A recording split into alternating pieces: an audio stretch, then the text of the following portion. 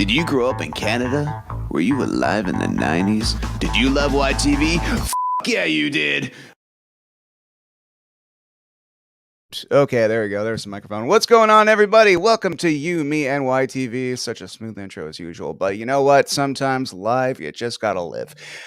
You can't have live without living, right? Okay, well, this is You, Me, and YTV. I am Ryan Stick, and today I am honored and thrilled to be talking with one of the co-hosts and founders of the show, The Anti-Gravity Room. Now, back in the day, kids, before comic books were cool and everybody had a Batman shirt. It was a little bit more obscure. In fact, some of us were kind of like rocking it. Like, I was a nerd, and I was just kind of like, I need to do anything to stop me from looking like almost a caricature Millhouse type.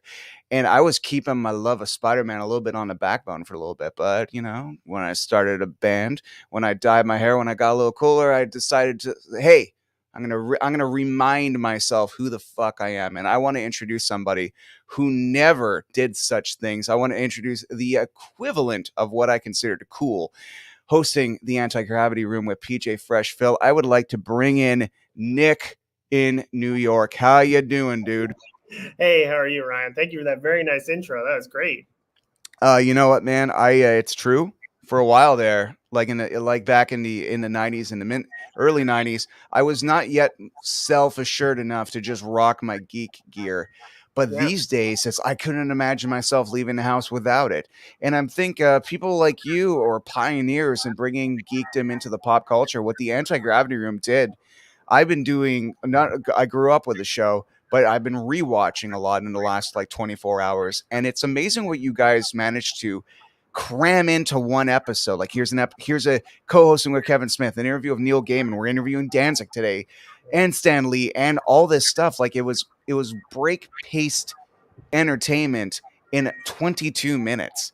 Now, considering you were involved from the Anti-Gravity Room from the ground up, and Wikipedia has done you so very, very wrong. Can you tell me how the Anti-Gravity Room came into existence, Nick? Yeah, let's set the record straight.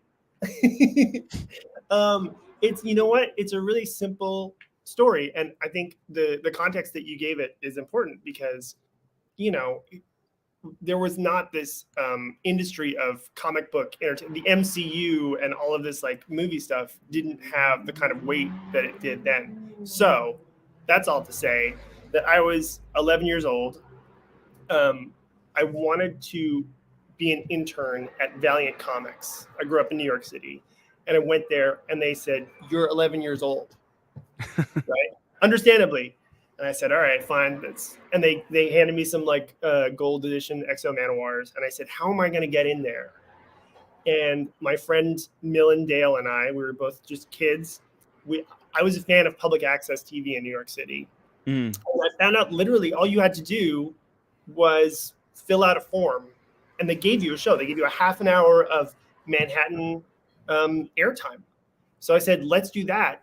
We can interview those guys. They'll have to have us in the doors. Yeah, that's some Wayne's World shit, man. That's crazy. Well, and it's precursor to exactly what you're doing right now, right? I mean, except people like your show, so but please continue. Eventually. And so, I was gonna say I dug into the archives, and just for context, so that was us. That's us and Joe Quesada when I'm 11, 12 years old, and we would just show up to guys' houses and say hey, we want to interview you. And these guys, everybody likes attention, and particularly then, these guys weren't getting the attention they deserved. I would say they still aren't. But so they would, Joe Quesada, come on over to my loft. I'll show you how to draw and stuff. And within, I think, 6 months or a year, we got a letter from a very official looking company called Fremantle. And they said, we want to produce your show on a bigger scale. Wow. And we did a prank. But because it was a live call-in show that we did, and most of the show was people being like, "Shut up, dude!" Just yelling at us. And eventually we responded to these guys, and it turned out that they were serious, and they gave us some money. That's us and entertainment magnate Paul Talbot. Wow. So, and then we like built this show, and past that, it was like, okay, there's grown-up stuff going on. They're going to make this show. They're going to produce it with USA Networks. It's going to be on the Sci-Fi Channel. Oh, but we're going to do like an international thing. So like it's going to be on in Canada too. And then that's when YTV came in. That's when Phil came in. We're going to have a correspondent in California. There you go, right on. Yeah. I want to talk to you about YTV actually. That's part of the reason I'm excited Okay. here. Yeah. But yeah, so then within I think a year or two, the anti-gravity room existed. That's kind of the abridged version. Well, a bridge is good. But by the way, dude, you mentioned about your wind chimes. Are they Yes, loud? we hear them I'm so loudly. Hang on 1 second. I'm gonna knock them down. You keep talking. All right, cool. All right, kids. So right now, oh, by the way, Andrew's given us a bunch of lovely comments and questions, and we're gonna get right into that actually as soon as Nick finishes fighting his chimes. But yeah, just a little backstory with me. The anti-gravity room was the equivalent of cool, and anything back then in the 90s. I was just obsessed with anything relating to a comic book on television. I must have watched that Are You Afraid of the Dark episode 5,000 times. That had a ghastly grinner. And anytime an interview with any sort of comic book, anything, or Rugrats did a superhero themed episode, I was in for it. And so the anti-gravity room was almost like an overdose in all the best ways when it came to getting exposed to pop culture. And very funny enough, and I'm sure Nick can hear me, so I don't have to repeat this afterwards. Very funny enough, I saw an interview with Burt Ward on the Anti-Gravity Room talking about his book, Boy Wonder, My Life in Tights. And I had proceeded to try to find that book for the next many years. Every now and then, whenever I was in a bookstore, I'd be like, I wonder if this book is here.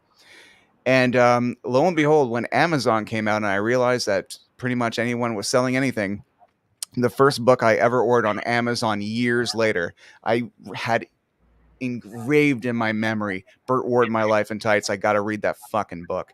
And that was the first thing I ever ordered off of Amazon based on my memory of seeing it on the Anti-Gravity Room all those years earlier. And it's kind of funny because I think the universe in a way was preventing me from reading it because as a kid, I had no business reading how sexy Batman and Robin were getting with fans back in the day. But yeah, now that you're back, Nick, I have to definitely be that guy. I got to read some of these comments that you have right here. Andrew says, "Hey, Nick, such an honor." It's like, do you wish the Anti-Gravity Room came back in the future? We need a new set of hosts to introduce both new and old pop cultures. Well, frankly, if you weren't involved in it, I wouldn't watch it. But, do you think there should be stuff in the future? Yeah, of course. Of course. I mean, like, it's crazy to me that it doesn't exist in some form already. Especially because like comic books are so, or a certain iteration of comic book culture is so mainstream at this point. But yeah, we've had like talks, like me and Josh Braun, who was kind of the guy who discovered us on public access. Every couple of years, because we still work together, we'll be like, should we do that? And then we'll talk to a couple of people, and then we'll get distracted. But I agree, man. Even if I wasn't involved with it, I would watch it. So we'll see. All right. I gotta ask you about this. Was it always the intention to slam that much into one episode? I mean, these days the nature of podcasts, like people sometimes when they get an interview such as with an amazing person such as yourself, they just lean in. They're like, that's enough. I want more of that. I'm assuming you must have interviewed Rob Liefeld and all these other dudes for more than, or Phil interviewing them for more than 2 minutes. I'm sure it was cut down mercilessly to fit the 22-minute mark. Was it always the intention to cram that much in one episode? Yeah, I mean, it's just a different time, man. I mean, this is pre Mark Maron or whatever your marker for that kind of interview style is. And it was very of its time. It's very like, hey, the kids want fast cuts. They want like wacky graphics. They want like Dutch angles. And for that, aside from everything else, like whether you are interested in comics or not, I like watching Anti-Gravity Room just as a time capsule of that aesthetic. Like I'll still put it on and just be like, wow, that is so 1996. And I love that. Yeah.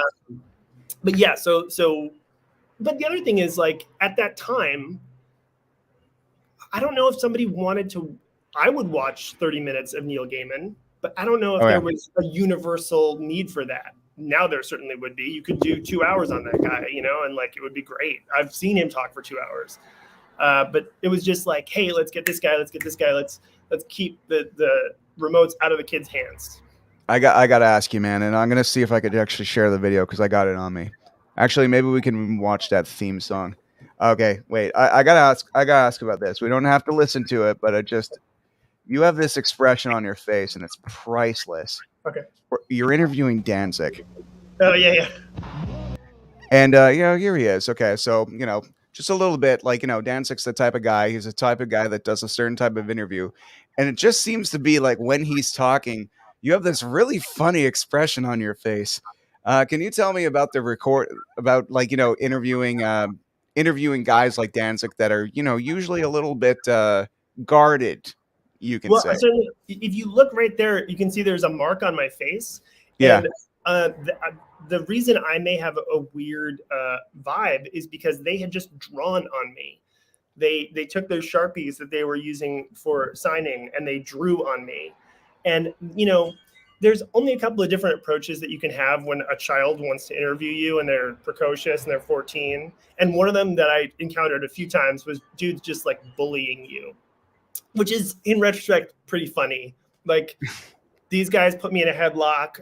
The band Rocket from the Crypt turned me upside down and dropped me on my head. Kiss beat me up. Like I guess it was usually rock and roll guys. And more power to them. I probably deserved it. But yeah, so you encounter all these kinds of personalities, and I think you've probably experienced this. A good host can just kind of say, all right, this is the energy this person is giving me. What's the best way to get something out of this?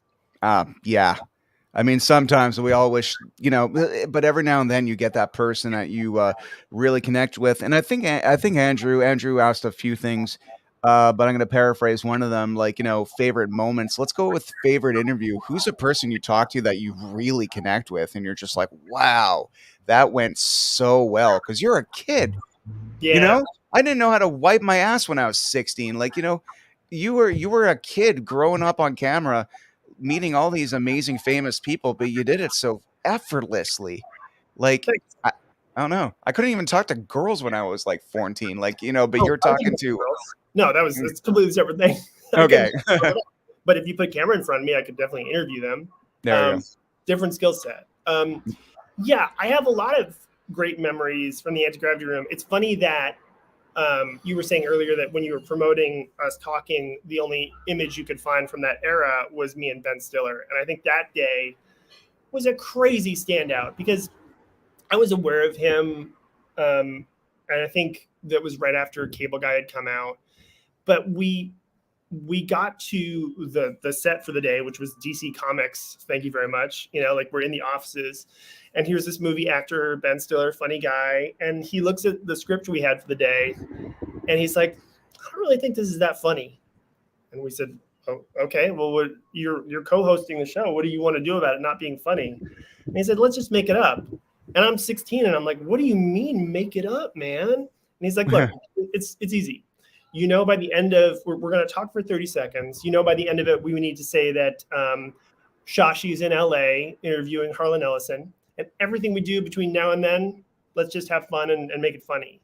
And hearing that as a 15, 16-year-old, I was like, oh, yeah, there are these scripts and they're good, but like every now and then I can mess with them and I can make it fun and I can make it my own. And that has informed my life to this day. Like what a lesson and what a privileged situation I was in to get that one-to-one lesson from a guy no less that grew up 6 blocks from where I grew up. Like that's a dude who I was like, oh, I get this guy, There we go. And you're also from like, what I consider in Montreal, Canada, the mythical New York City, larger than life. In every Spider-Man comic book, all these Marvel heroes are homegrown. And, you almost feel like I've only been in New York twice. And I feel like I've known it a lot more just based on its representation and fictionalized comic books, movies, etc. But you weren't the only host of the show, and there was also representation in LA and Toronto. And I gotta say, PJ Fresh Phill, one of the greatest humans to ever walk this earth, my personal hero. was the representative in Toronto, and I always thought it was really cool that when the show opened, you're like, I'm at Nick in New York, and the LA host would change every now and then, but Phil was a consistent, like, I'm Phil in Toronto, and it really felt like the anti-gravity room was really touching upon three cornerstones of the world. You had you had Canada, you had New York, and LA, and everybody knows New York and LA, it's Coke and Pepsi, it's a very different experience, but we're all here to talk, you were all there to talk about the same things. What decision was it to include three cities? I think that was on the part of, well, okay, so nuts and bolts of it, if I remember correctly, and again, at the time I was like 13 when this process was happening, but I think they wanted to do a co-production with somebody. There was a thing at the time, I don't know if this is still the case, where if you produce something in Canada, the government will subsidize it. So it was like, okay, if we co-produce this with a Canadian channel, we can have more money to play with, and we'll have a good personality on that end. And it's like, okay, well, you don't want to just do New York and Canada. What's another, place we could be? And it's like, well, LA is, there's going to be a lot of cool people to talk to out there. And then beyond that, it was like the feeling of comics are everywhere. Everyone in the world is into, check it out. Like, no matter where we go, there's people making and buying comics. And I think in 1995, 96, 97, that was still a kind of revolutionary thing to ask audiences to think about. Yeah. And we were right. Well, here we are decades later, and I'm watching Anti-Gravity Room, and I'm almost like getting inspired to whip up my own productions a little bit and be more ambitious and throw in some, when things open up again and things are less strange, throw some fan commentary in there, get an interview, but then track down people of what they think and just fill it up. And it's the editing in a show is amazing, but back then there was no digital editing. Did you ever contact the directors and the editors, and were there any conversations about the speed of the show, or was your job specifically be kid, talk on camera, and go home and play with bike? Like, I don't know. Yeah, I mean, they gave me more leeway than I would say hosts usually have. Okay. So when we interviewed people, I was free to ask any questions I wanted. Comicopia was 100% written by me, so I got to write. Glad you brought that up. Yeah. But in terms of decisions like editing and stuff, that was above my pay grade, and honestly, not of interest to me at that point. I was interested in, hey, I want to be in the same room as Todd McFarlane. I want to ask him how he thought of Spawn's cape looking like that. Don't we all? Yeah, right. But so I didn't really care. I would now. I'd be interested in editing now, but that's a thing. Also, that's a whole other school of thought, right? Those guys are calculating other variables that were just not on my radar at 15. Okay, but fair enough. But we're going to be talking about how you got involved in other aspects of the movie industry later on. But you're talking about you send it off. You're just a host. You're 15. What is it like when you see it all come together? That first episode. I mean, if I was in any type of show, even as someone that gets a water bottle thrown at them, I would have bragged about it incessantly. But here you are, one of the hosts of a show at 15 years old. It was just kind of sign up for cable access, and then all of a sudden it comes back this fully edited beast, three cities. I mean, tell me about the first time you ever saw the Anti-Gravity Room. Yeah, I want there to be a good story here, and what the story is that, if I can get philosophical for a second, you have to enjoy things when they're happening. That's the lesson I've learned in the past however many years, because I didn't have any perspective at that time. I was a kid who had always kind of done precocious things, and I wanted to be a comic book artist, and so I started doing cartoons that were published, and it was like, well, that's what life is like. And so when the Anti-Gravity Room came on TV, I thought it was cool, and I brought it to the comic book store, Big Apple Comics on Broadway and 92nd Street, and I said, hey guys, check it out. But in no way was my brain registering this is extraordinary. You are on TV. This thing that you and your friend created is now all over the world. It's apparently huge in Fiji. Like that didn't. It just I was Oh, a rad. kid. But so, which is to say, when I try the best I can, that when things come together now and when things come to fruition, no matter how big or small, to really try to enjoy it. And you know, I wish I could have enjoyed it more, but at the time I was just like, No. yeah, this is what Thursdays are like. Yeah, I know. I was in a band for a while, and I'm kind of glad. Like by the time we started to really go on tour, it had been many years in music, so I could really kind of appreciate it. But Mhm. even still, like it's only when the touring stops you really realize, I didn't live in the moment enough. Mhm. Stop, take a breath, look around once in a while, and just acknowledge like this does not happen to everyone. Yeah. And yeah, we got more comments here. I want to read another one. Okay, it's pretty obvious due to rights changes and whatnot, it would be near impossible to re-release the show on DVD. But theoretically speaking, do the masters still exist? Yeah, there's definitely tapes, and yes, Stingfist. That's totally uh, a good thing to think about. There are so many like songs on that show, and there's so many clips. Like that's definitely a challenge. You're absolutely right. I don't know how they would do that, but somebody can figure it out. Yeah, especially all the people in the show, a large portion of them are much more aware of how much they're worth to the world. So, their likeness, they'd be like, "Hey, wait a second. I was like, I was eating samosas every day and crapping in a bag, like, and now I'm a millionaire. Give me, you want my likeness? Give me." And also, who knows the shit that they were saying in the long form interviews? How many, how many terrible jokes that wouldn't make the cut these days? Yeah. Yeah. All right. We got another one. Andy is saying the show really opened my eyes to how deep the comic and collectibles world went. I gotta say, me too.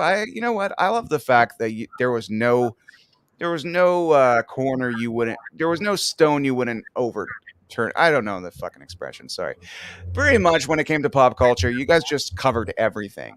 And there was like even this big episode where you were talking to comic creators all over the world. And I'm assuming just camera crews were sent there and they didn't actually spend all this money sending you guys across the planet. No. But Garth Ennis was in there. And Garth Oh yeah. Ennis, creator of Preacher and The Boys and a bunch of other things. I had never seen it yet. It's so cool to see young comic book creators when they're figuring out their shit. And he's like, "Yeah, I have this new comic called Preacher." So let me tell you two stories about that. Yeah. They're both slightly off color, and I apologize. But one is uh, years after, like I'm like 25 or something. I'm in New York City, and I had just read The Boys. And if you watch The Boys or if you read the comic, they all wear these kind of like leather sport coat things, like Irish mob kind of things. Yeah. And I was so obsessed with it, and I was like, "This is the coolest thing in the world. I want to wear one of those." And Yeah. my wife was like, "That's gonna look stupid." And I was looking at every thrift store, and I was obsessed with it.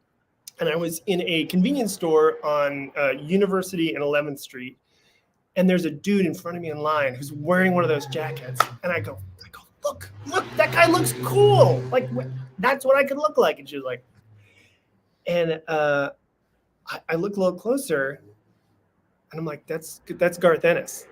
Garth Ennis. And I go to the front of the store and I open the door, and as he's leaving, I go, "That's a cool jacket you got. You look like you're in The Boys." And the guy turns around and he's like, "What did you say?" And he looks like he's gonna hit me. I said, "What's that?" And I go, "So I'm sorry, man. I thought you were somebody else. There's a comic book. It's called The Boys, and they all wear jackets like that. I think the jackets are cool. It's a cool jacket."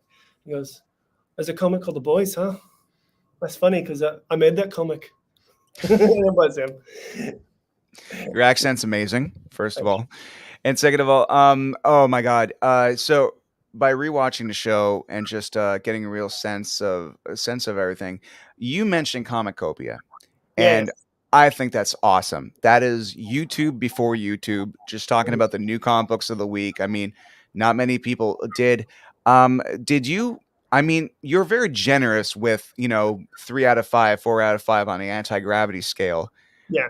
Were there any comic books that, like, can you remember that you fucking hated, but at the same time, you're just kinda like, "But do I wanna be that guy on my show and give it 1 star on the anti-gravity scale?" Has there ever been a comic book that you would there, or were you, like, much like my people and say, when there's nothing nice to say, you don't say anything at all? Here's what I'll say. I've come to a place in my life where I now I wouldn't give 1 star because it's a waste, and everybody has their opinions, and if people are making stuff, you shouldn't poo-poo them, because like, just don't buy it, No. right? But there was a moment in my life where I thought, hey, this would be pretty funny to knock on this thing that is pretty safe to knock on. And I'll leave it anonymous here because I don't want to Sure. bring up any drama.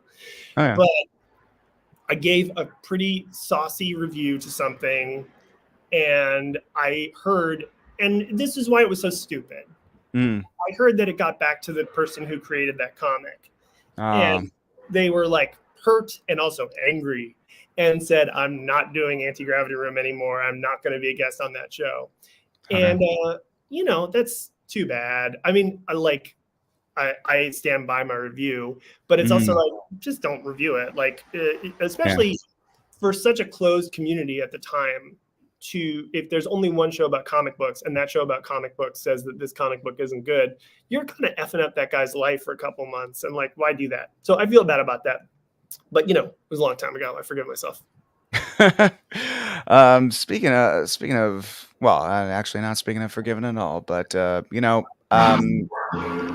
Fresh Phill is one of my favorite people in the world, as I mentioned. When exactly did you meet Phil? Because I love to hear these behind the scenes origin stories. Like, I know you all were working remotely from your own cities, but Yeah. when did you actually get to meet up with him? I met him when we filmed the pilot. So I would have been Hmm. 14 or something, because before they figured out that everybody was going to be remote, it was going to be everybody in the studio together. And we filmed an episode, I think it's on YouTube, where it's me and Phil in the same room in front of a desk, very kind of more straightforward. And so that format changed, but I got to meet this guy who, I think he was only a few years, 5 or 10 years older than me, but he's such a relentlessly funny person. And one of those people that when you're around, you just like are gut laughing and just relentless with his jokes. And so for a 14-year-old kid to like talk to this guy who's, he's been doing this game for a while at that point, like he's hosting the Zone, and he knows how to like be on and be funny and make the crew happy, and give the director what he wants but still joke around. It was very cool to be around him and see like, hey, this is also, that was when YTV was in this big studio in Toronto. I don't know if they're still there, but Mm. it felt very homegrown, and everybody kind of knew each other, and so he was kind of confident in this world with these people, and it was very educational to see him be sort of like the Bill Murray of YTV, just like taking care of everyone and making everybody happy. It was really cool. Yeah, from what I've told, from what he's told me, the more times people really tried to make him a standard type of television host, the more he kind of like Bill Murray'd about it. And Yeah. Bill Murray's a very good choice when it comes to describing who he was to what he was doing. We got a comment here. I just want to give some love to KJ McCarthy. She says there was just a vibe to the anti-gravity room. It felt like a comic book shop to me. Yes. Great Yeah. compliment. Thank you, KJ. Oh wow. What a high honor that is. If you know what that means, then you know how touching I think that is, because hanging out in comic book shops is a huge part of who I am. It's just being around those dudes, which was such a specific culture. I don't know if it's the same now. Maybe it is, but yeah. Thanks. Hey, I have a question for you, Ryan. Shoot. So as you mentioned, I live in LA now, but Mm. I grew up in New York, and I actually had no concept of what YTV and what the Anti-Gravity Room meant to kids up there. Mhm. Like like they flew me out twice to present on the YTV Youth Achievement Awards. And it was this huge thing, and I was like, "Really? This is what's going on?" I had no concept, and I heard that like we had been on the placemats at Pizza Hut or bus ads. It wasn't that kind of that big of a thing in the U.S. And I wonder if you could tell me, and if you want, we can do this off camera. But I'm just curious. Oh, sure. I'm an like, open book. I just have the memory. I have a dog shit memory when it comes to the placemat part. But what was your relationship like with YTV and with the anti-gravity room? Like, is that like a get home from school, turn it on thing, or? Absolutely. Yeah. YTV in general, to people, I'm 38 now. Well, I'm almost 38. And people my age, people 5 years older than me, people 5 years younger than me, all could say that YTV was a pivotal part of growing up, because kids television in general, to kind of not monetize, but to kind of just focus on kids television 24 hours a day. Mm-hmm. You were watching TV and you weren't channel surfing waiting for something that would interest you to come on. This channel was pretty much made for you. And with these shows were these characters such as Phil, entertaining people between the shows, kind of giving personality and just reminding the viewer, hey, you're watching and we notice, and we're going to read your letters and all that stuff. And like television, like, will not just go on without you. You're a part of this. So I really appreciated that. And just anything on YTV, to me, I mean, we're talking like all these amazing shows. We didn't have Fox Kids back then. When Fox Kids got here, or Fox got here, things changed a little bit, because the attention was a little bit divided. Like, you could see some of these other shows on these other networks, but back then it was like, if you wanted to watch Beast Wars or Dragon Ball, YTV was it. And Anti-Gravity Room, in my opinion, belongs on that Mount Rushmore of what was fucking cool about YTV in the 1990s. Like, we had a show called The Hit List, which was a big thing. We had Video Arcade Top 10 that focused on video games and playing in it in the studio.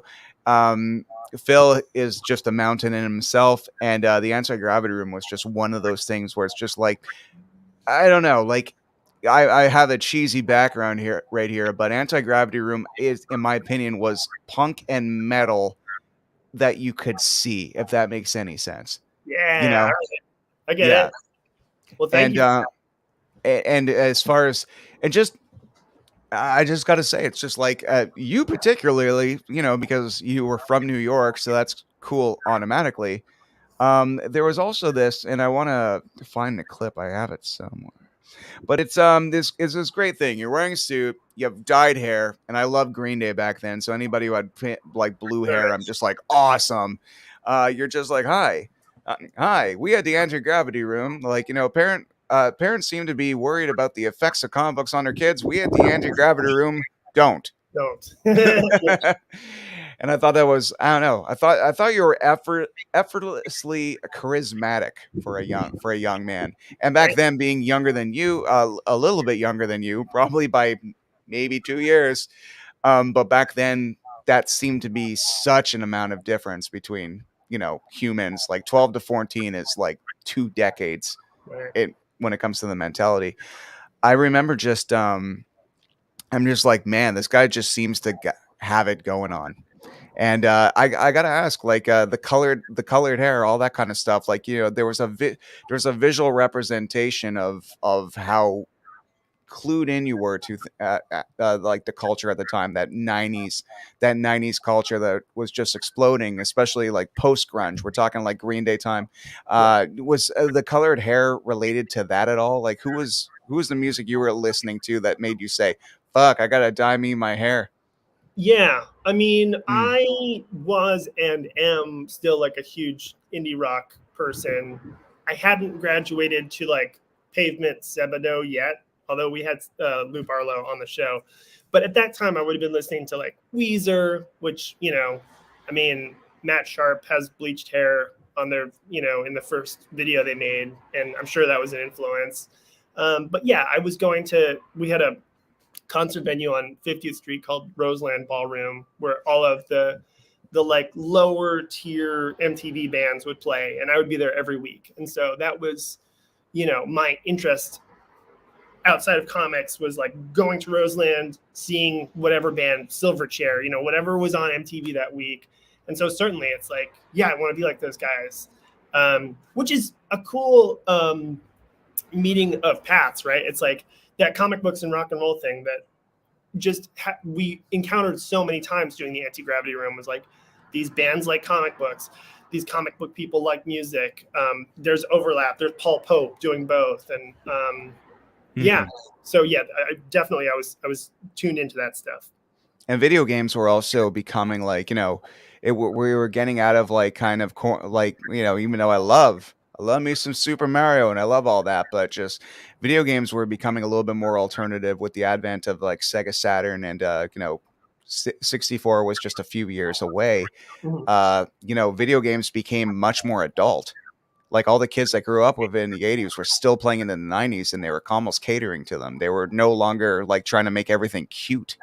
And I really appreciate that part.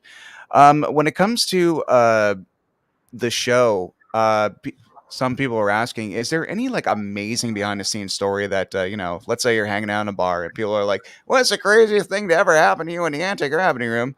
Well, I'm going to ask you that same question because it's a damn good question. And, like I said, Wikipedia has done your show wrong. I haven't even, is there a page even? I don't know. There should be a page. The fact that there's no page is, a crime against humanity. Yeah, I mean, there was a lot of like extraordinary moments. It's funny, someone in the comments I see just talked about Comic-Con, and like we had a panel at the San Diego Comic-Con one year, and that was really strange because it was, I think it was 97 or 98, but it was the year that the tide was turning in terms of there's way more people here, like what's happening. And they had us booked in the biggest room for some reason, which if you've ever been to the San Diego Comic-Con is like hundreds of seats. But even Hall H or something like that, right? Yeah. And we showed it on the show because it was so like, even for a show about comics that people liked, we couldn't fill that hall. And so it was sort of like, like, so that was funny just to be in this empty room. I gave an Eisner Award to Alex Ross. I thought that was pretty funny. Phil was there too, and I think he did something where when Alex Ross got to the stage, he like got on his knees and pretended to like give him a blowjob or something. But again, like for me, like at 15 or 16, seeing that, I'm like, you can do that? Like that's very wacky. Yeah. I mean, there's a lot of weird things. I remember being at the San Diego Comic-Con, and I was this total square. I'm not one of those child TV people who like got into drugs or whatever, but it was a thing where everybody was going out for the night, and just to be social, I wanted to go, but we would get to these bars in San Diego and they'd be like, that's clearly a child. Like you cannot come in here. And I remember one night we snuck me into a bar, and one of the one of the bouncer guys, these huge guys, had to like physically grab me and toss me out. And that was kind of fun. Stinkfist was bringing up all the programs they would watch, and then pretty much, and then go into the anti-gravity room. What were some shows that you liked? Because obviously there must have been something that kind of started this, interest in broadcasting on your own. Like, were there any other shows actually that even slightly did this? And was the anti-gravity room a strict result of you being angry that there wasn't a show like this? Because that's why my show exists. I don't have to do this. I would be fucking happy if someone else went and interviewed all these legends from those times in the 90s and sit back and just enjoy it. But it didn't happen. So here we are. God's work, Ryan. Yeah. It was nothing like that. It was, being a kid at that time, there were a lot of funny things happening. So I had The Simpsons when it was first happening. I had that really some great seasons of SNL that shaped me into like a funny person, who could like tell jokes and engage kids and adults and stuff and be comfortable being extroverted and on camera. But in terms of like shows that inspired the Anti-Gravity Room, I mean, when we started it, the format was very different. It was a public access show, and I was watching public access shows. So, there was a show called G Street Live on Manhattan Public Access that was literally just six. It was a revolving cast of 6 to 8 like schlubby New York dudes who would sit back in their chairs, and they were in front of a blue screen, and they would take a phone call, and the phone, the caller would just say like bad words at them, and then they'd be like, "Shut up!" And I would watch that every Tuesday night, and I was like, "This is great TV." I want to do this. And that's the genesis of the anti-gravity room. That's how far an idea. Here's a life lesson. Let's do that. Okay. Someone watching that and being like, I want to do that, could evolve so far from that intention to what the anti-gravity room became. You can't control these things, right? All you can do is make stuff, and it comes out the way it comes out. But the important thing is putting forth the effort and saying, I want to do that. Yeah. But yeah, G Street Live, good show.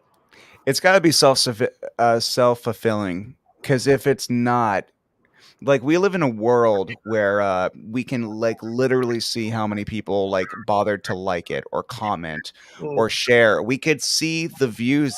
Your show back then, that was on cable. It was into the ether. You didn't know. Right. When did you know that Anti-Gravity Room was really catching on? I mean, the experiences of going up to Toronto a few years in kind of keyed me in that like people were watching that, and like I remember I went to the YTV offices, and they handed me a stack of paper, like printer paper from the 90s, and I was like, "What's this?" And they were like, "These are the emails we've been getting," and that was just crazy to me because I had no concept of it. I knew I was watching. I knew I would wake up on Saturday mornings and watch it, and I thought it was really cool that they would Sci-Fi Channel had these cool bumpers where they would have these like kind of spaceships fly down and stuff, and I'd be like, that they're talking about our show. But seeing like emails from kids and adults being like, I like this or I hate this, that's when it kind of hit me. Awesome. Yeah, all these great questions are coming in. Actually, I was going to play the intro and just going to be like, what was it like the first time you saw this cool intro? But let's actually, the audience, this is why we're here. Besides my own enjoyment, the whole point of you, me, and YTV, it is you, me, and YTV, which is this, in name only. Okay, so would you be interested in doing? Oh wait, we already read that one. How did you guys find the comics and other content that you guys were showcasing on the Anti-Gravity Room? Was there a team behind the scenes that did the curating, or was it all you? It was a mix, which is, in retrospect, what is really cool and special about that show to me, and probably why you couldn't recreate it in the same way now. They were definitely like, hey, a lot of it was just, there were so few people kind of making comics on a big scale that like I remember it would be like, somebody sent us this, let's review it, but if they gave us so much freedom to just like, oh, if I was interested in a thing, I could be like, I want to talk about this comic. I remember, if you go back to the old episodes, at the time when I was 15, I was very obsessed with the Smashing Pumpkins, which I still love that band. But nice. I used to slip in as many references to Billy Corgan lyrics as I could to the Comicopia segments. And the fact that nobody stopped me is bananas. Like, you shouldn't let a kid do that. But did you ever get to interview Billy Corgan in any of the Smashing Pumpkins? No, I remember. Oh, sorry. I man. know. You should have just said I like wrestling. He would have interviewed you let you interview him immediately. Yeah, I remember I snuck in to see them play Conan O'Brien with some friends, and then after they finished playing, I remember I like rushed the stage and gave them a folder of like the Anti-Gravity Room stuff, and be like, I remember I handed it to like James Eha and Darcy, and I was like, can you guys be on my show? And they're like, no. But I mean, that's a natural reaction for someone handing you something and shouting. I can't unsee them on The Simpsons hanging out with Homer on the Lollapalooza episode. Hey, I was in the audio visual club. All right. I've got another picture I want to show. I just sure. Let's do it. And then we have another question. We went to a rap party in Toronto. They had us up one year, and this is us out on the street. That's Me, that's Jamie from Jamie in LA, and that's Yeah, Jamie. Josh Braun, who was the co-creator. So I don't know, cool times. I like that we kind of match though. Yeah, and you know what? We haven't spoken about Jamie in LA. Was Jamie the first host in LA? Because I know First you had a host in few. LA was Shashi Bahata, who was a Okay. stand-up comedian, and then Mm, later on it was mostly the two of them, and then there were Eugenie Vincent and a couple of other people. okay. Um, so when was the first time you met up with them? Because I know like you and Phil had this. You're only a few hours away, but LA is a little bit farther. That's a good question. I don't know Hmm, if I did. I think that might have been one of the only times in Toronto, because I don't remember going to LA until maybe after HER was over. I could be wrong about that. okay. We gotta get Oh, you and Guerrero on the show at the same time, maybe in the future. Track you both down. yeah, yeah. Yeah. Okay, so we got another one. It's like I don't know what the schedule was like in the States, but here in Canada, Anti-Gravity Room was on very late at night. That is true. And Oh, it was the best thing to stumble upon by accident. Thanks for the memories. It's true. well, It was on late at night, but it was also sometimes in the afternoon, I think on Saturdays. And also a friend of mine had recorded all of them and would lend me tapes every now and then, and that's a big part of me seeing them because I was like, I was a little younger, that's fair. but also, don't let a late broadcast think that will stop you. There's so many shows I loved on YTV like Catwalk and Samurai Pizza Cats played really late sometimes too. I was all in. And speaking of Samurai Pizza Cats, um, what were some animes that you liked in mangas? Because you guys were covering that too, and everybody remembers manga and anime always being around ever since the explosion of Pokemon. But kids, I got to tell you, before Pokemon, anime was a little bit more obscure. People weren't exactly like filling up bookstores with them. Yeah, I was a late. I was only a little bit into anime, but what I was Mm, into, I was super obsessed with. So I remember I saw Akira at a young age. Probably mm. shouldn't have, and I thought that was great. And I still watch that movie. But Rumiko Takahashi's Ranma One Half, they had those videotapes that had 2 episodes on them at my comic store. They would be $29 for 2 episodes, and I would eat those things up and just watch them over and over and over again. And so that was my way in. And that's such a cool show. Like if it holds up now. If you haven't seen it, it's basically a sitcom with some kind of weird magical stuff tied in, but it's so good. Also, you just reminded me, speaking of weird stories, this is the other one I wanted to tell you. Speaking Oh, of rad. anime, later in the show, there was an episode where we went to go cover a convention that was happening in New Jersey. And, when you're a kid, your parent comes with you. So my mom was there.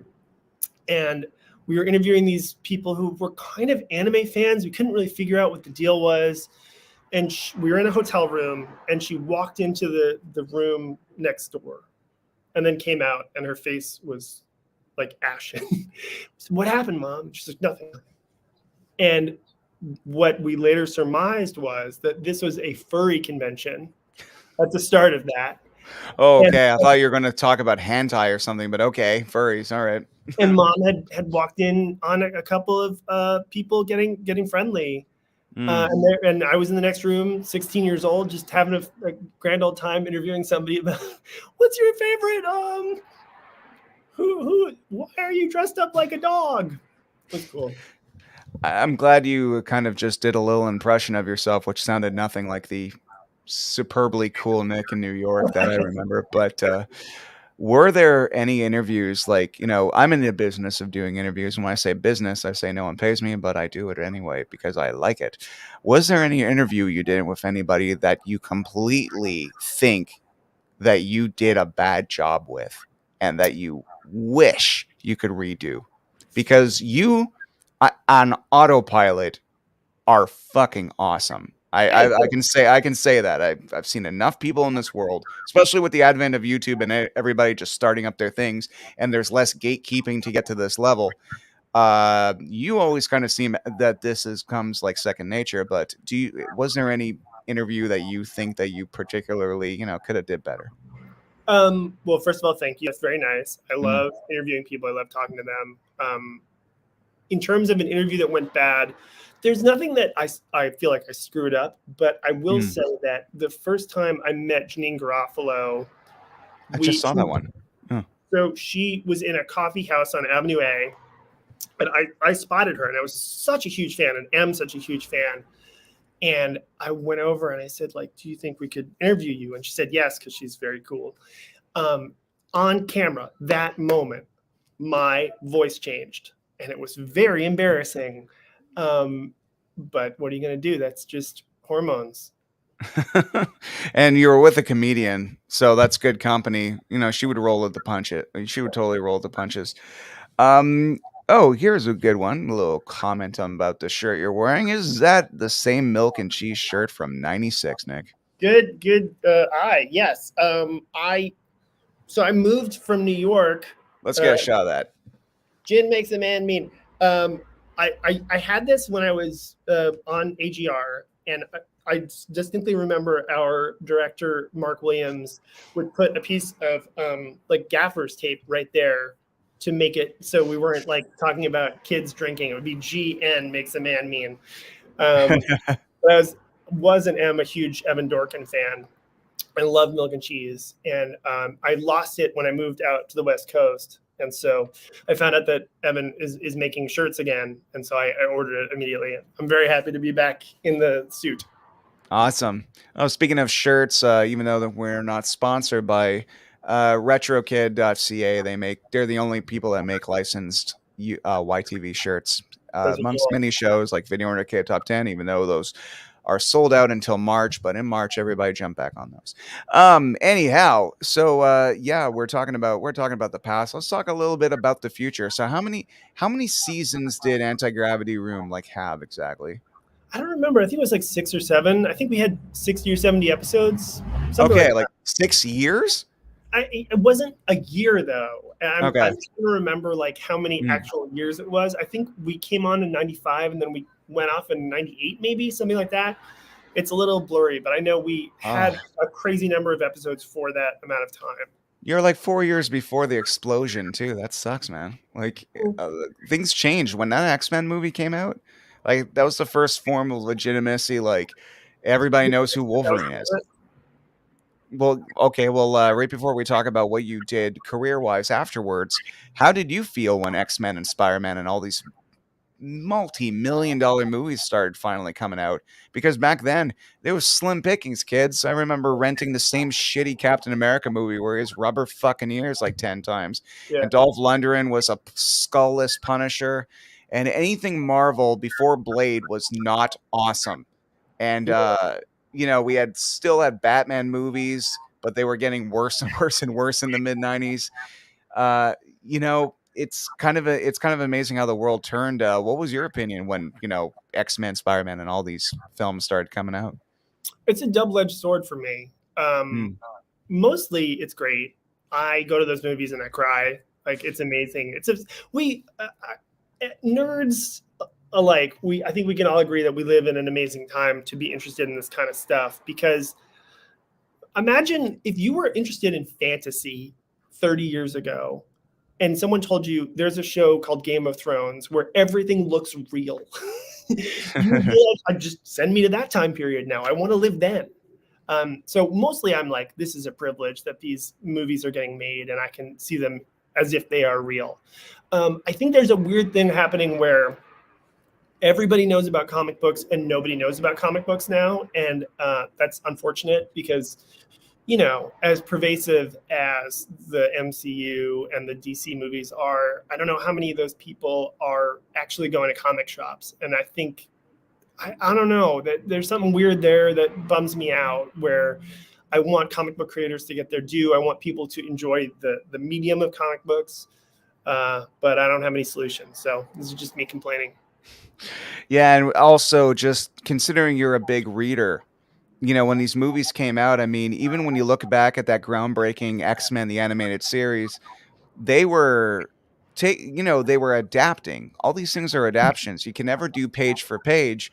And X-Men the animated series was very important to me and my first counter with X-Men and why I love them so much, and made me read the comic books as a result. But it all had to come from that. So the MCU films, those are adaptations because you Mhm. can't because you got to make it all fit. But there are some people that really have gone out of their way to discover comic books as a result. But you're right. The general consensus is, why read the book when I can see the movie? And that's been like that ever since they started adapting novels too. Mhm. Um, what was your favorite superhero movie to date, or at least a top five? Oh, that's a good question. I like the new Spider-Man movies a lot. I think they really nailed it. He's a Hmm. kid. It's funny. It's light, but like there's good drama. What are the ones that like kill me? Yeah, I think I'd say the new Spider-Mans. But I'll get back to you on that. That's Okay. very controversial. Cool. I'm a big Captain America the Winter Soldier fan, and I'm like I think Ed Brubaker's writing is just so damn good that even if they did a fifth of what he usually does in his books, it would have been great. And I was right. But also what's interesting about the MCU I find is that sometimes growing pains can be their greatest asset, because Thor had a pretty good first movie and then a really disastrous second movie, but then they came back and they just made a comedy in the third one, and now it's like he's like one of the most popular like characters in the MCU based on that. And then Yeah, Captain America's first movie was really sweet, very Superman-y, very old fashioned. But the second one was like Terminator 2 good action style, like just relentless running and chasing, and I just found it worked really really well. I'm really glad that there's so many superhero movies that you can actually pick and choose. And you were mentioning The Boys. The Boys is a wonderful series yeah, that would never exist in it if we didn't have 7 seasons of The Flash and all these other safe superhero shows to prove the market can handle something really fucked up like The Boys or Invincible. I love Invincible. I don't know if you've ever seen that show, but yeah, damn, I am a spoiled nerd. There are so many things in the world on a monthly basis that I just get to watch, and I used to just feel like I was drinking like mud in a desert out of desperation back then, and now I feel like I'm almost drowning in an ocean. And I'm yeah, just but to me, when I'm drowning in the ocean, I'm just like, you're so awesome. Oh man. yeah. Yeah. um what about after Anti-Gravity Room? I mean, you've been talking about a film on Twitter. Like, tell me about the film, because right now I'm blanking, and instead of pretending I know, rather just up and say it. I was doing research, and it slips my mind. Tell me about the movie. Tell me about the movie that has just recently come out. Well, Separation came There you out go. last year, and that was a movie written by myself and Josh Braun, coincidentally, who co-created Anti-Gravity Room with me. And Really yeah, isn't cool. that It nice? all comes together. Yeah. And it's a horror movie set in Brooklyn, directed by William Brent Bell, Okay. Brian Cox, and Rupert Friend, and Mamie Gummer, and all these cool people in it. And it's amazing. I mean, you talk about, earlier we were saying about living in the moment, and it's like we wrote this movie, and I went and I visited the set when they were filming it a couple of years ago, and just crying, man. Like, if you can, it was such an amazing thing to watch actors act out a scene that you wrote and do so well with it. And so, yeah, that I think it was in theaters earlier this year, but it's not anymore. But I think it's on Peacock TV now if anybody wants to watch it. And it's cool. That's so lovely that Yeah. you did it with your buddy Yeah. all those years ago. You met him literally when you were kids. That's so cool. All these years later, what an accomplishment, man! Congratulations. Thanks. Yeah. That is really cool. But I was doing an interview the other week with the guys from RetroKid.ca that I was talking about, and someone brought up the show Warp. That happened after Anti-Gravity Room. Can you tell me about that show? I don't know anything about it because it was only on YTV. Okay, So wait, hang on. According to your IMDb, so Warp. It says it's yourself, and you're in one episode. Okay, sorry about that. maybe they used footage from AGR. I heard Ah, about it after the fact. But that yeah, makes sense. I never saw it. Okay, Was it good? I don't know. If you're not in it, I don't care. There you Me go. either. Yeah. I would love to see. I would love to see kind of an anti-gravity room reunion, like definitely with you and Phil, and perhaps even both hosts from LA. But you mentioned you lived in LA now. When did you make the move? Because moving from New York to LA, that is no, that's no hop, skip, and a jump. That's it's a journey. Yeah, the thing is, cities change, and I love New York, and it's where I'm from. But the New York I'm from was not there anymore. Or to be fair, maybe I couldn't find it. Can you be a And little bit more specific for us ignorant Canadians that don't understand what that means? yeah, that's fair. I grew up in New York in the '80s, and there was a certain grit to it in a good way. And money came in, things got gentrified, and so the feeling I was looking for wasn't there anymore. But Mm. more importantly, I work in Hollywood, and so I kind of had to move out here eventually. And I'd been visiting my whole life, doing hosting stuff and writing stuff. And when Separation got put into pre-production, it was like, well, we can move to LA now. So we moved. It was like 2 or 3 years ago. So Okay, so it's relatively new. yeah. Okay.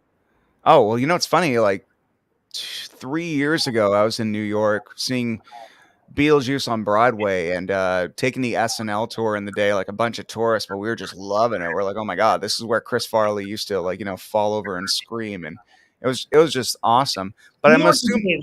Yes, but I'm absolutely. assuming when you live there, it's just kind of like just oh yeah, there's Rockefeller Center, whatever. You know what? You're right. You're Mm, dealing it with the wonder that it deserves. I'm sad that my comic book store closed down and that my favorite mm, diner closed down. And it's for me, it's not there anymore. I gotcha. love visiting, and but yeah, I think there are cool places everywhere. And I don't know, LA's nice. Cool.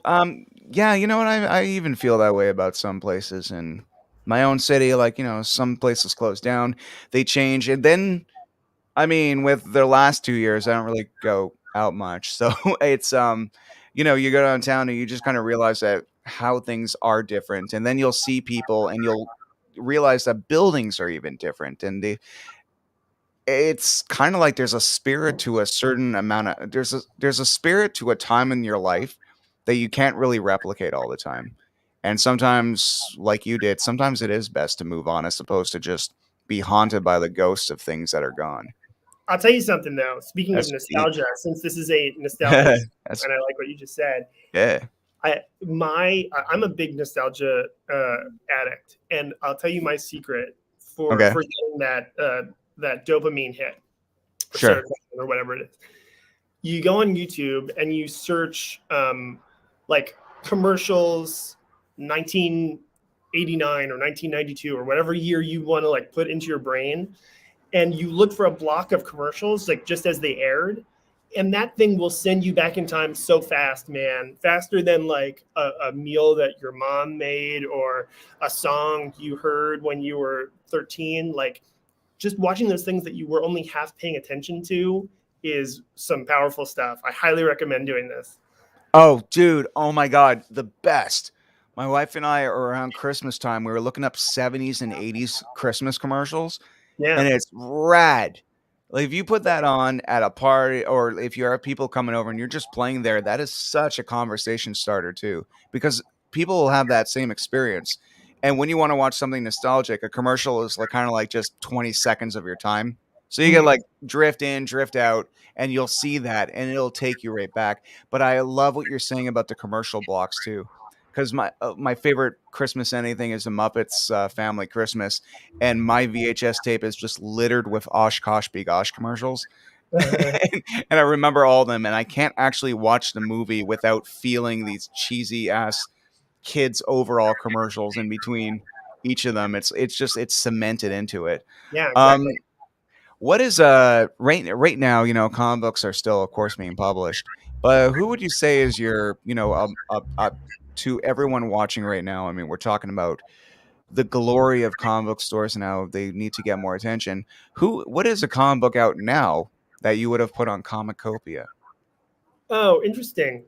I feel a little bit at a disadvantage answering this because I am not in the comic shops the way I used to be, so I'm not going to be able to give you the deep cut. However, a guy I grew up with, Matthew Rosenberg, I know he just released a very good Image comic called "What's the Furthest Place from Here," and everything he does is brilliant. So I would undoubtedly have had that on the show and given it 5 out of 5 Gs. You didn't say it properly, Nick. For my own nostalgia, you're my commercial block. You got to say it the right way. I give it 5 out of 5 Gs on the anti-gravity scale. Booyah! There Oh, you go. only for There it you. happens. Yeah, Ryan there it Smith. happens. Is that the equivalent of someone asking Bart, "Hey, say it. I didn't do it." Ugh. You were mentioning you're trying to give stuff to the Smashing Pumpkins on Conan O'Brien. What's funny to me is as cool as the Smashing Pumpkins are, good God, if I saw Conan O'Brien, he's my rock star, man. I love that. You got to live in a city where you had the choice of seeing late night multiple days a week. Like, my Yeah. God, that's so cool. Um, You know what happened once? I yo, saw Conan O'Brien in like '97 when I was whatever. I saw him. We had the camera crew, and I ran up to him and I tried to get him to give me an interview. And he had the best answer and the best way to get away from a camera crew that you don't want to talk to. He said, "You don't need me. You're doing fine." Oh, and coincidentally, then I named my firstborn after him. Just side note. particularly after him. I mean, like, it wasn't like I'm giving tribute to Conan O'Brien, but my wife and I were watching Conan one night, Yeah. and we were like, Coco would be a good name for a young kid, and then we did it. So Okay, Coco, cool. forever tied to Conan O'Brien. Yeah. Were you a loyal Conan follower when follower, I hate that term. It sounds so demeaning. Everyone's talking about followers. I'm like, if you called me a follower in high school, I would try to fight you. And I'm not tough. It wouldn't have gone well. But did when Conan O'Brien had that whole thing with the Tonight Show and with Jay Leno and all the other stuff, it's so damn interesting. You know what I Yeah, mean? But at the same that's a cultural flashpoint, man. Like that's if you were plugged into that at the time, you were going through some real existential terror. I like, though, at the end of all that, his takeaway for his audience was like, "Don't get cynical. I'm fine." Yeah. So It's true though, and it's cool to hate everything these days, much like in the '90s. But now it's back and it's stronger. It's pretty cool to shit on it, like trolls, all that kind of stuff. It's cool to shit on everything. It's kind of like those guys that you were talking about that would call in the call-in show and say, "Hey, fuck you." They have a platform to do it almost all the time now. Yeah, it's very similar. You're right. Does it ever weigh you down, Nick? You seem like a pretty positive dude. I hate Twitter for reasons you seem to be immune to. Does it ever drive you nuts, bog you down? Yeah, sure. There's plenty of darkness in the world, man. But I mean, you gotta just focus on the good. Awesome. All right, everybody. I can't keep Nick here all night because I want him to come back. I want to lure Phil here, and I want to go into hardcore like laughter, anti-gravity room discussion because PJ Fresh Phill is a force of nature. But Nick, this has been lovely, man. Thank you so much for hanging out with me. Thanks for hanging out with us today. Everybody out there, where can they find you on the internet and support what you do? I mean, the thing I'm most active in. Just go follow me on Twitter. Nick Amadeus on Twitter, and that's the place to find out the stuff that I'm doing. And you can go watch Separation on Peacock TV if you have that. I don't know if I'll get any money, but it'll be nice to like share that story with you. Yeah, go follow me on Twitter, folks. Awesome. And Ryan, thank you for having me, and everybody who's watching, thanks for coming. This really means a lot to me. Like I said, I had no context for when we were doing the show, so it means a lot to me to hear everybody's stories about what the show meant to them. That it really does touch me, and I appreciate it. Well, this time we kind of just told the world a day before we were doing this. And next time we do this, next time you come on, if you were ever to grace me with your presence again, we'll definitely, we'll have some distance where we'll tell people, oh, we got to thank you. Thank you, dude. Absolutely, everybody. If you want to say goodbye, Nick. now's the time to do it. But yeah, thank you very much for coming on. Of course, this has been lovely. It's been such a pleasure during the strangest of times to just kind of reach back into our lives and just communicate with the people that really made an impact on us. Because back then we did not have likes, shares, subscribers, and instant gratification as we do now. Back then, you guys were just kind of like. You were just going for it, and going for it you did, and going for it you did well. Here he is.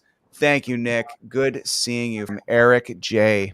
Right on. Thanks, Back everyone. then, they'd have to mail this. Yeah. It would cost you stamps, and I'd have to lick all the envelopes like George's fiance in Seinfeld. All right, everybody.